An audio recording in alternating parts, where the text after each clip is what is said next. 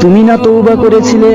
তুমি না শুধুমাত্র আল্লাহর জন্য সবকিছু ছেড়ে দিয়েছিলে? বুঝতে পেরেছিলে কোথায় তোমার আসল ঠিকানা? ভুলে গেছো? আবার কোন পাপ তোমায় গ্রাস করে নিল? তুমি তো সেই যে নিজের পাপের প্রতি অনুতপ্ত হয়ে সেজদায় পড়ে অঝরে কেঁদেছিলে। তাহলে আবার কেন দুনিয়ার ধোঁকায় পড়ে গেলে? কেন ভুলে গেলে কোথায় তোমার আসল গন্তব্য? তুমি তো সেই যে রমজানের অর্ধেক পার করেও এখনো নিজের পাপের যথাযথ ক্ষমা নিতে পারোনি।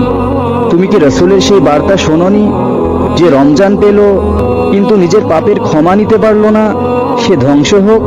তাহলে আবার কেন পাপের মধ্যে ডুবে গেলে? তুমি কি হার মেনে নিয়েছো নফসের কাছে? তুমি এত দুর্বল? ভুলে গেছো তুমি কার বান্দা? কে তোমার রব? তোমার রব তো সর্বশক্তিমান। সর্বশক্তিমানের বান্দা আবার কখনো দুর্বল হয় নাকি? মৃত্যু পর্যন্ত লড়ে যাও তুমি।